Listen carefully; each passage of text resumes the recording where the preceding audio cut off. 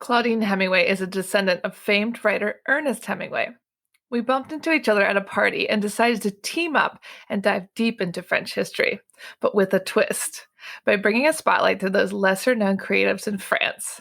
This is History with a Hemingway. Welcome back to Paris History, Avec a Hemingway. Today we are getting festive and we're talking about European and French Christmas traditions. This is going to be a two-part series, so you're going to want to tune in next week too.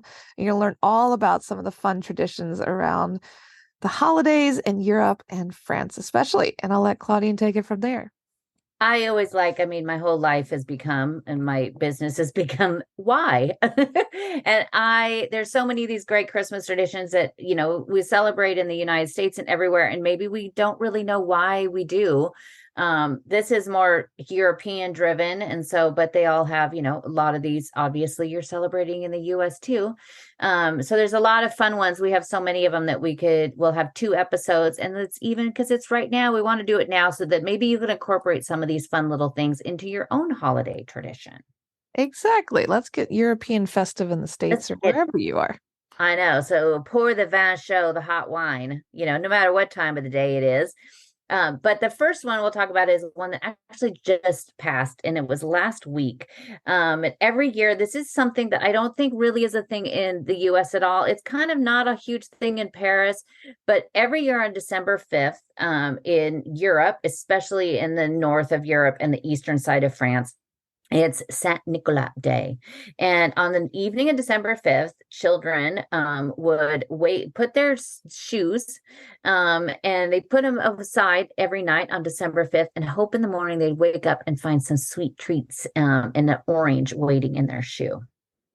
I love that. I know they do that in Germany too. I had a friend, he hid he put stuff in our shoes one morning and I was like, what the heck is going on?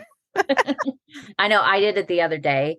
I hid shoes. I hid chocolates in Alex's shoes. And then I was dropping the hint. Actually, I was dropping the hint that St. Nicola would bring me a pair of shoes, Louboutin shoes, but I did not get those or the chocolates. Yeah, I think, But I did eat some of the chocolates that Saint Nicola gave him. But so the story of Saint Nicolas, or Saint Nicholas, as everybody knows, he was an actual person and at the basis of the modern day Santa Claus. But it is a pretty funny story, and it does include some of our favorite kinds of people that we've talked about on the podcast. He was born on March 15th, 270, in Lycia, which is basically Turkey now.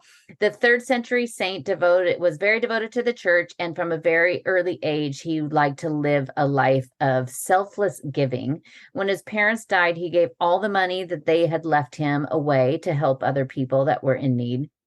And Nicola had learned of this man in his town that had 3 daughters, but they didn't have any money. So without a dowry to be able to give, his daughters were destined for a life of prostitution.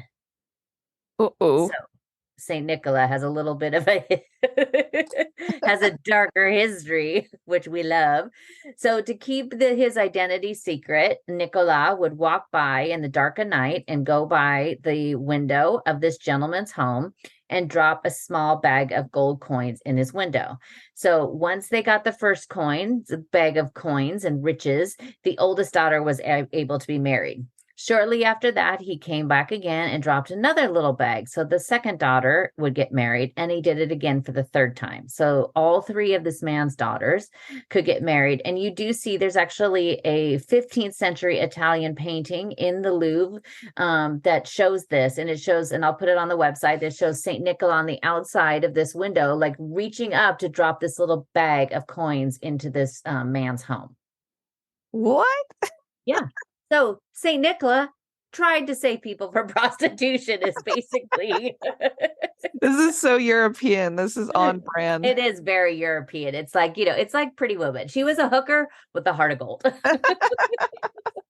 But however, the most famous of all these stories it's actually gruesome, but it has a happy ending. So three boys were lost in the woods, and after days without food, they wandered into the door of a butcher, not the place to go. He promised to give them food if they came in, but had a dastardly plan in mind. Killing the three boys, he stuffed them into a barrel of salt and planned to sell them off as pork later. What? Merry Christmas, Ew, so festive. But don't worry, Nicola found out and arrived in time to revive the boys, and he saved them. Oh, That good. butcher is now known as Pierre Foutard, often seen in images of the saint holding switches by the bad kids. It sounds much worse than the threat of the elf on the shelf to me. I think maybe they need to revisit Elf on the Shelf and it's Pierre Foutard, and he could take your children, stick them into a barrel, and turn him into bacon. Gross. Gross. But Nicola died on December 6th, 343. So that's why St. Nicola Day, you put this on your shoe. You put your shoes out on December 5th, and then on December 6th, you wake up and there's treats. But he's the patron saint of children. And guess what? Prostitutes. Which is so fitting for the legend of his life. And we do always love the story anytime it's prostitutes or courtesans. I mean, we are truly fans of both. Big fans, big fans. St. Nicola, of course, morphed into Father Christmas in England and Santa Claus in the United States, all derived from the kind man who delivered gifts to those in need. And so, every year on December 5th, I remember my grandma would do this when I was little. And I just, when you're a kid, you're like, yay, more chocolate. It's so true. But I did see online, they said in Paris on the Rue des Martyrs, that they would still do a thing where there'd be a Father Christmas on a donkey that went up the street and would hand out candy and chocolates. But I don't think they've done that since COVID. Oh, that makes sense. Yeah. So that would have been pretty cool. But the next little thing that we'll talk about now that you know all about the story of Saint Nicola. The prostitute savior. And the prostitute. Another favorite thing is the Christmas tree. So it dates back to the 16th century. The first tree was set up at the cathedral at Notre Dame de Strasbourg, which at the time was part of Germany, but now that's France. So let's just say the Christmas tree is French. And the Strasbourg Cathedral, I did go to that a few months ago to go see this special exhibit at the museum there and passed in and went into the church. It is insanely huge. Have you been out there? I have not this time. It's massive. That church is it dwarfs Notre Dame de Paris. It's crazy how huge it is. The original trees are decorated with edible items like dried fruit, a far cry from, the popcorn garland that people would do. Originally, the tree was set up on the solstice, on the darkest day of the year, so December 20th or 21st. And like many European rituals, it morphed into a different Christmas celebration. The triangle shape of the tree represents the Holy Trinity, and the star at the top represents Bethlehem. So for those of you that want to add an angel overlooking you, it's perfect because it's the angel of the nativity. The evergreen boughs of the tree and the wreath that you create also represents eternal life. And the bows usually should be green, which is a sure sign of hope on those darker months. The greenery used also has different symbolic meanings, which is also when you make wreaths. The laurel that you use is for victory over prosecution. Pine and cedar are for immortality. And then also if you use any oak on it, any oak leaves or anything, it's strength and healing. And holly also symbolizes the crown of thorns that we have here in France. And one legend even says that the true cross was made from the wood from a holly tree.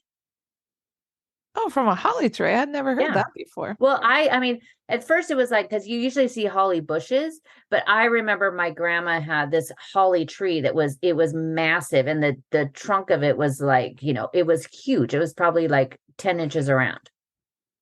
That's wild. Yeah, but it is kind of makes sense. I was like, oh yeah, the crown of thorns because it's spiky, and then holly leaves are spiky. See how it all comes together. And pine cones or seeds, if you add those on there, it means it's for life and resurrection. That's so Oh, interesting. yeah, Now yeah. well, that tracks. That's less of the That's weird stuff we've been learning today. but maybe I could say you added a red ribbon for the prostitutes. No, Exactly. I just made that part up. Also, red's my favorite color. But the wreath has a much longer history. It first began as what we see as smaller, and it was the image of a crown. Back in the Etruscan times of Southern Europe, it was a wreath of laurel wreaths that was all the rage. We know the images of Julius Caesar and Napoleon sporting the golden laurel wreath on their heads. Those crowns would eventually become the harvest wreaths hung in the homes across Europe. Constructions of elements from their crop. It was made as a way to mark that for the family. It also This also morphs into another little legend that we have. But it was a way for the family to pay tribute to the prosperity of their harvest. However, we still aren't onto the fragment wreaths that you put on your door, but those are all, those it took a while to get to that point, but it is fascinating to know how these different little things, because you're like, oh yeah, the laurel wreath that you always see Julius Caesar wearing, and then it was, oh, these are things that people had in their on their property and what fed them and got them through the year. It's pretty cool. All right, this is more uplifting. I like it. You like these ones? It is maybe a little bit more for the season.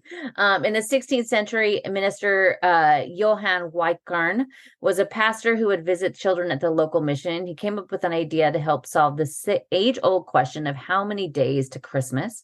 He used an old wagon wheel and covered it with evergreen boughs and 24 candles. On each evening, one of the smaller candles was lit, and on Sunday, one of the larger candles. This was also the birth of the Advent calendar. At first, of course, it was known as an Advent wreath, which, if you go into the churches, this is what you find. We just went to Saint Sulpice today because it's each of the Sundays is a different. They do the 4 candles of the Advent, and they mark them by just the Sundays. So today is the second Sunday of Advent. This was something that families would do all over Europe on every Sunday night. The Advent wreath goes back to the Middle Ages. Each candle represents 1,000 years. So you have 4 candles that go to 4,000 years, back to the birth of Adam and Eve, which I thought was quite interesting. There's 3. The colors are, I don't think the colors are great. The first 3 candles are purple. They represent prayer, penance, and good work. The final week, the candle is pink. And it represents the rejoicing of the faithful. I just think maybe we could use better Christmassy colors. Maybe we do green and red. I'll talk to them back in the 16th century. Eventually, the Roman Catholics adopted the idea in the 1920s, with each 4 candles representing a moment in the biblical story of the season. Today, we know Advent calendars as everything from inexpensive cardboard filled with chocolates that you could find, at Walgreens, to the expensive ones with the Bon Moment jam, or there's a special Christian Louboutin one that I about died when I saw it, but then got over that when I saw that it was 600 euros. Never mind. Never mind. My grandmother always had an advent calendar, and even she'd buy them, and we loved it as a kid because every night you got to open it up and have a little piece of chocolate. And this year I was excited to get my first one in Paris from A la Mère de Famille, and the chocolate in it is delicious. And we had to separate it. So I get the even days and he gets the odd days. I used to hate that with my brother and sister, that we had to share those calendars too. And there was 3 of us. There was 3. Oh, that's even worse. Oh, like eternity. Yeah, it'd be like, oh, I can't pray. Like, we didn't open it the last night. So I'm like, okay, now we'll each get a chocolate tonight. Or then maybe I'll just, glue the door shut after I eat all the chocolate. I bought one recently and it had like Reese's peanut butter cups in it. And I came home and I was like, Giuseppe, don't touch this. We have to wait till December, because I bought it, November. Yeah. And literally the next day I ate the whole damn thing. I just opened it and I was like, screw this. Yeah, that is like, I didn't get mine until I think I actually bought it on December 2nd.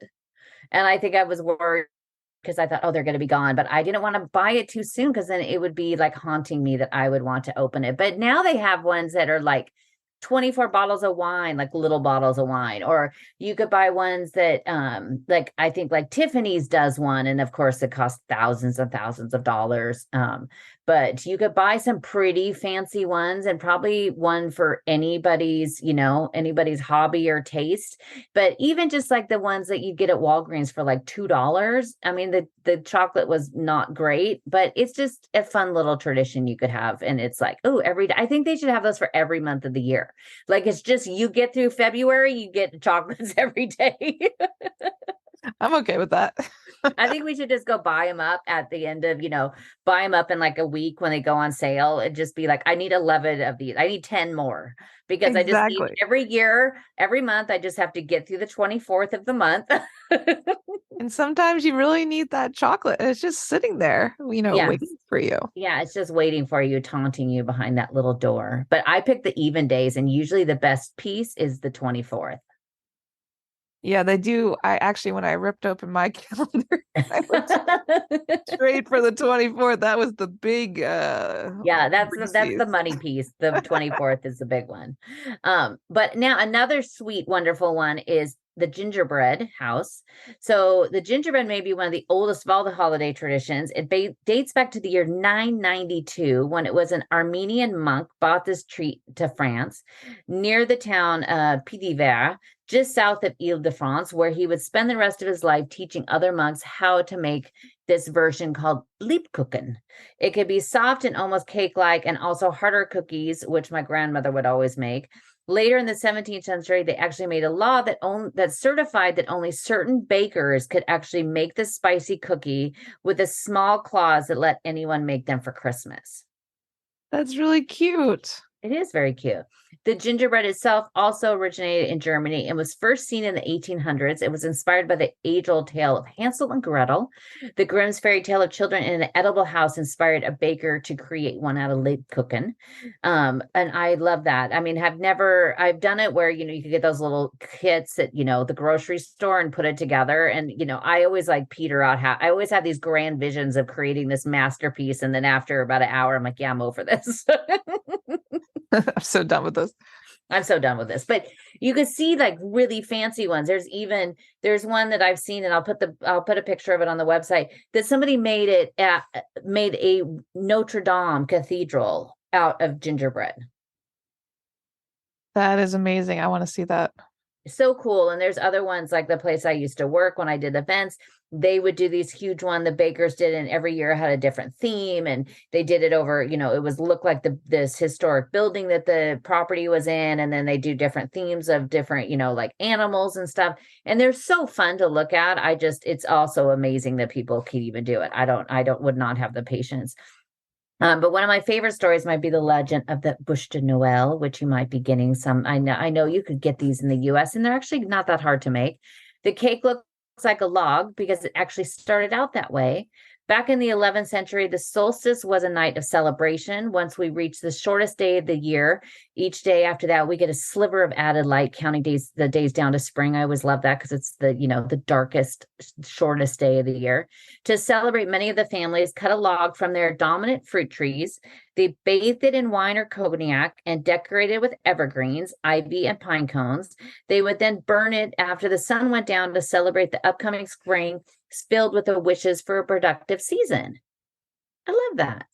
That is sweet. That's nice. And then now that we know what the evergreen and ivy and pine cones, all those mean, then it adds even more to it. The log was sometimes burned for days and into the new year, which added extra luck. The ashes were saved, and then they added a level of protection to the home, and they would use these, the ashes also sometimes as medicine. As the years passed, the large fireplaces became smaller and smaller, and families no longer held the yearly celebration. In the 17th century, the log itself became a cake, a delicious Genoa cake that is rolled and filled with pastry cream. It's frosted, or they use jam and roll it up. The cake is decorated and covered with marzipan and meringue mushrooms and decorations, still resembling the log from along the way. But why wait till Christmas every year to do it for the night of the solstice on December 21st? And you can find super fancy ones now. There was the famous, kind of the new, hip, cool patisserie, the Cedric, I can't remember his last name, Cedric Leon, maybe. And he made one that kind of looks like a giant donut, but it looks like a gingerbread man, and it's completely coated with frosting. And then it just has it, all it has is like what looks like a carrot nose. And the thing is like 90 euros.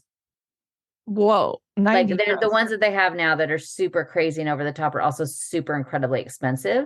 But there's some really beautiful ones out there. But you could also get them at just about every bakery that you find in France and in Paris. Coming up here in the next couple, the closer we get to Christmas, you'll find them a little bit more up. So I will definitely be finding those. There's basically so many sweet treats that you could have in December for one reason or another. It's pretty fantastic. That's maybe my favorite part of all of this is all these, delicious seasonal treats. All the treats, and then goes even till January. So next week we'll tell you about some other pastries and the one that's at the end of the 12 days of Christmas. So make sure you tune in next week, guys, and we'll have more great information for this holiday season. Thanks for listening today, guys. If you're interested in learning more about Claudine, her tours, history, and the beautiful photographs that she posts all over Instagram, tune into her website, claudinehemingway.com.